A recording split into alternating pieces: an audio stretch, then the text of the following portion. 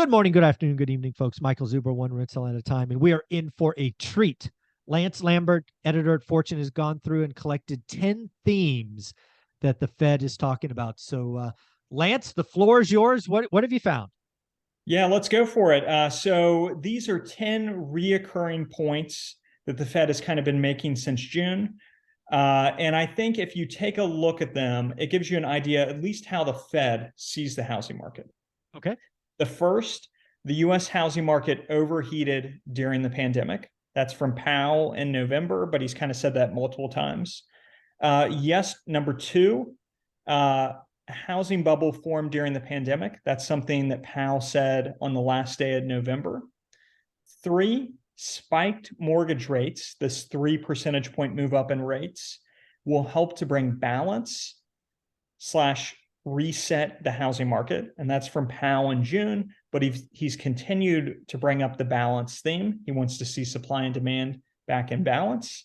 Number four, we are in a difficult housing correction. They don't define what that means, but Powell said in September, we're in a difficult correction for housing. Number five, no poor underwriting this time around. That's something that Fed Governor Waller brought up in October, and Powell made that point again in November.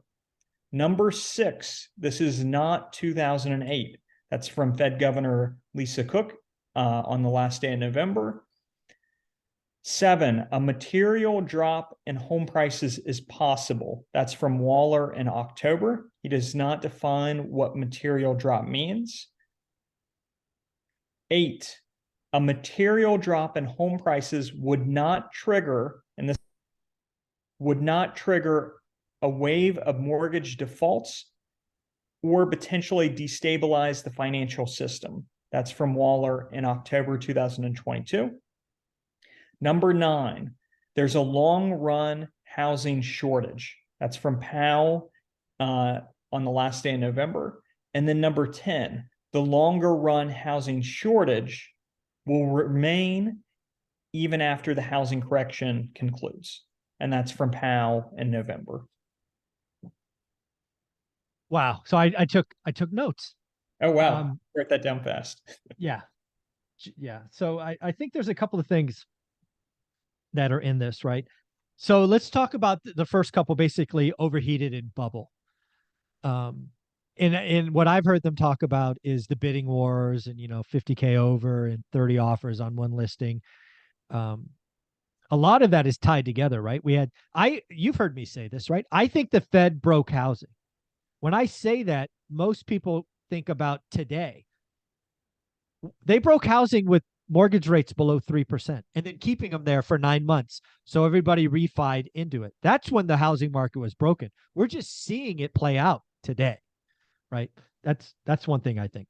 Well, yeah. So with the breaking part of it, there's the initial potentially, which is mortgage rates help, buying all of those mortgage-backed securities and keeping rates so low helped to fuel the fire of this, right? For appreciation. It went up way faster than it should have, right? Absolutely. It wasn't healthy. No. But then there's absolutely. the back end, and this is something you point up all the time. All those refinances, everybody getting 2-3% mortgage rates. Who's moving up now? Exactly. The move up market is dead. It's dead for years. Like, I think we talked about it in our first interview. You bought a house. Your wife is expecting or had another child. Like, I should have had an extra bedroom, but you can't move. Yep. Right. Two kids. We'd like a third, and we're in a 3-bedroom house with a 2.6% mortgage rate. So you're not going anywhere, right? No. You're not going in. Now, if she got pregnant and she had twins, that might force a decision, right? Because life events will happen. People will eventually move. People average 8 years in a home. I'm not selling this. No, you're not. You're going to rent it out. Yeah. Exactly. So again, Which gets into an interesting point, which is, are some people going to rent out but then also rent too? Oh, absolutely. Like if you have to move from where you are to a job in Texas, you're going to rent the place you're in. You'll rent in Texas while you figure out or the market rebound. Absolutely. Yeah. I mean, it makes financial sense. Okay. So let me actually read the quote on the housing bubble from Powell. Perfect. So this is from the last day of November. So you really had a housing bubble. you had housing prices going up at a very unsustainable levels and overheating and that kind of thing. Actually, let me back it up. I need to go through the whole quote. So I missed a Okay. part because this is the first time the Fed has ever even acknowledged that they played a role with prices, right? Okay. Coming out of the pandemic, rates were very low, right there. People wanted to buy houses. They wanted to get out of cities and buy houses in the suburbs because of COVID. So you really had a housing bubble. You had prices going up at very unsustainable levels and overheating and that kind of thing. So now the housing market will go through the other side of that and hopefully come out in a better place between supply and demand. And that's Powell the last day of November. Yeah. So again, I don't expect Powell to know the housing market as well as we do, right? We look at it all the time. He talked about purchases there. But again, when I go back to the Fed broke housing, it's the refis, right? Think about all the people that were in homes, they were at 6, they refied to sub 3. They're not going anywhere either. So the purchase demand is only part of this. And then those people that refied. So that's another thing. The other thing that I think, again, the Fed broke housing at the beginning of the pandemic is they took the risk adjusted return to essentially zero.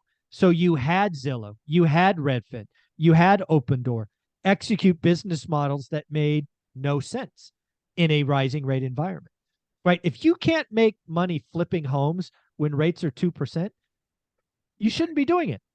And they've lost, billions of dollars And doing home prices are going up 20% year it. Yeah. over year.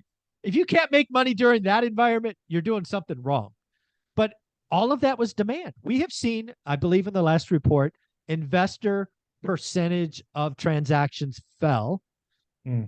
I think to 24% where they're usually 31 or something like that. But that's because the iBuyers are backing out. That's because Blackstone or America for Rent or whatever, they're like backing away.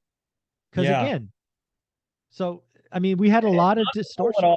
The point too much, but John Burns Real Estate Consulting just put out some data this week that showed a big drop off in really big buyers, over 100 homes that they own. So the institutional people, big ones, I've seen and a really big drop off on the very bottom.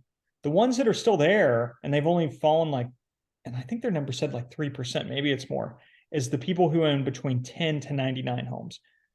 Why do you think they haven't dropped off as much? Well, they probably have a very defined buy box. They probably have access to capital. They're probably doing equity here or there.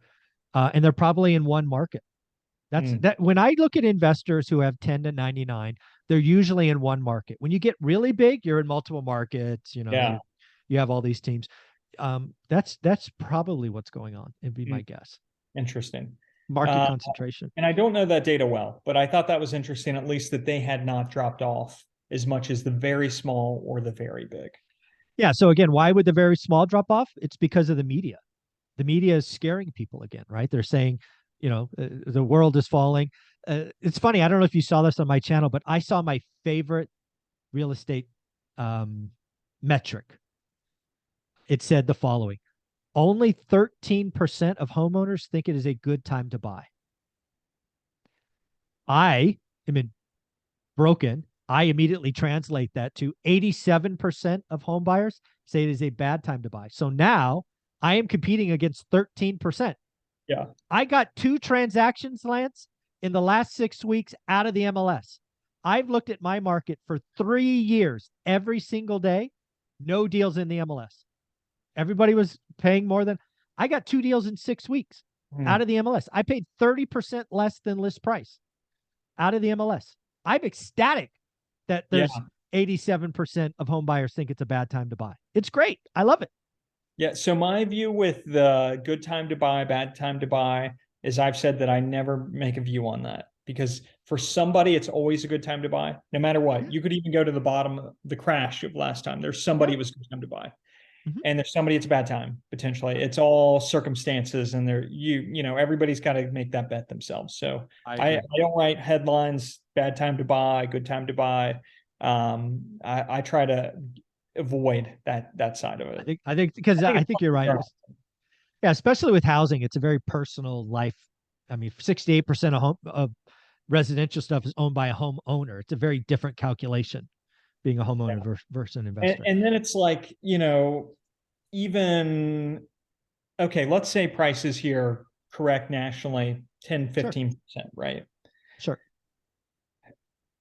If you get a 3% mortgage, you're you're still going to have like a 15% less payment than somebody who gets a 5% mortgage and the price was 10% lower, right? So it's Mhm. like, It's it's maybe always the payment. there's a lot going on. So who knows if Yeah. people who bought at the spring will end up regretting. Some of them, I'm sure, will, especially if they sell quickly in certain Mhm. markets. Yeah. Most Others, cities. they're going to be happy they didn't. You're also building equity faster with a lower mortgage rate, a higher percentage Absolutely. premium. So a lot of stuff's going on, and I try to avoid that side of it. Yeah. So let's talk about number 5 and number 6. No poor underwriting and not 2008 were my notes. And I think I think a lot of people look at, again, you shared in video number 2, Zillow saying we're down 2.2%. It's the largest drop, second largest drop post World War II. I think the largest one, Case Shiller, was 4% or 4.7, something like that. So again, it's a negative number. And it's a very different market. Having bought before, during, and after the last crisis, it's very different. By my memory, 50% of loans pre '08 were adjustable rate mortgage. Heading into 2022, only 2% were. Underwriting is very different, real skin in the game, um, credit quality, all of that. So again, we are not going to have, I don't see banks selling 3 million homes because of foreclosures in the next year. I just don't see it. Yeah. So the mechanism right now, well, the mechanism last time for prices falling, and there's a lot there, but there's the stress from the sellers, right? There's a lot of inventory that's out there too. That's a mechanism for prices going down. The affordability squeeze, affordability got pressurized, right? Mm-hmm. And there's a lot of other factors, but a lot of supply, sellers distress, affordability putting demand back. This time around, we have seen prices move down in some markets, and nationally we're 2.2 for the Case Shiller. But the mechanism for prices dropping isn't distress on the seller side. It's not a ton of inventory. We're still 39%, 38% below pre-pandemic levels. Yeah, And pre-pandemic crazy. was low And inventory. going lower. The mechanism for prices falling this time in the markets that it happens is affordability has gotten so pressurized, right? We had a 40% run up in prices and then 3% percentage point move up in rates. And it's not just that people are scared, there's that too, or priced out. It's so many people have just altogether lost mortgage eligibility for the homes that Absolutely. Yeah. they Demand destruction started first. I mean, essentially, because it moved up so quickly, this is almost like a tightening of lending standards, is a oh, shock. it absolutely is. Yeah, absolutely. So demand is pulled back so fast. But it's like, okay, as that eases, or prices come down some potentially, and mortgage rates move down, incomes are continuing to rise actually at a fairly Yeah. high rate, we're going to depressurize, right? And Powell's made that clear with the reset that we're Yeah. going to come back to a more balanced market. So I think that's where that point really holds. That was a 6-year correction, right? We It don't know how was. this one's going to last. It's 3 months right now, but you wouldn't expect anything in that ballpark, not even close in terms No. of length down, The because the magic the that's magic something of that didn't just disappear. no, Went exactly. on for Yeah. years. The magic of all of this is there's 3 variables that make housing go, and you've actually hit them all, but I just want to hit it again because most people only talk about 2. There's price, cost of capital or interest rate, and the third one, wages. I Mm. personally believe we're in a wageflation spiral. I think wages are going to continue to go up for the next 3 to 5 years above historic norms. And that, in a lower transaction environment, will get us back to a more affordable level. It's going to take time, right? The cure to this in my world is time. Mm. It's not an overnight thing. It's quarters, years to kind of bring this back. And then the last thing I want to make sure we talk about is the long run shortages, point number 9 and 10. Um, we haven't been building enough homes. We're going to be building less homes for the next 12 to 18 months. It's just going to happen because builders won't just are cutting back. So again, real estate long term, decades in the making, still a good thing to own.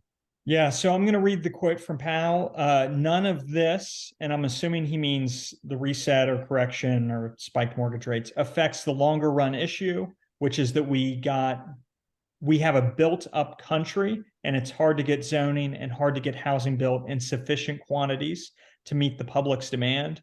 There is a long run housing shortage. That's from Pat on the last day of November. So, folks, again, owning assets, 30-year fixed rate debt, cash flow is day one.